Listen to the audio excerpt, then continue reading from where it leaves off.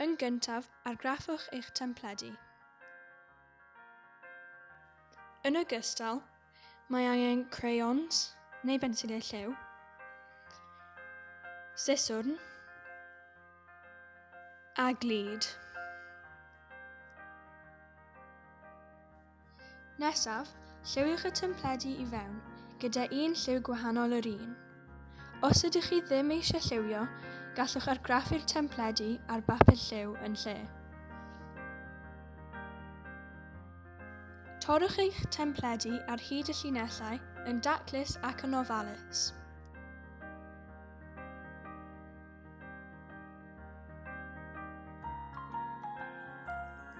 Sicrhewch eich bod chi ddim yn mynd yn bellach na'r llinellau.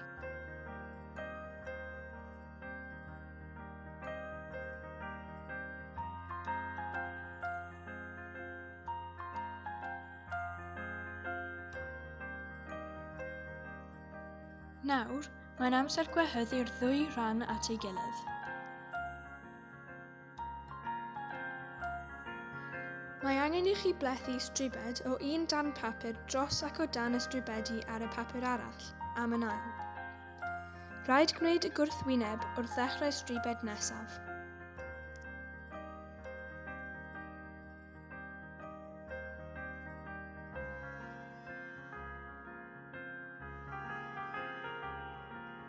Gludwch ddiwedd bob stribed mwyn ei cadw yn ei le.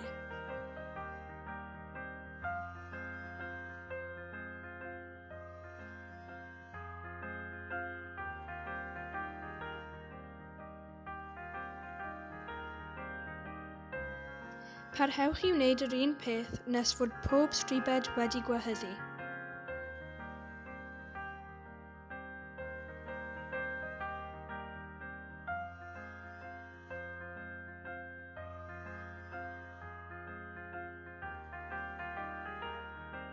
Erbyn i chi orffen, dylai edrych rhywbeth fel hyn.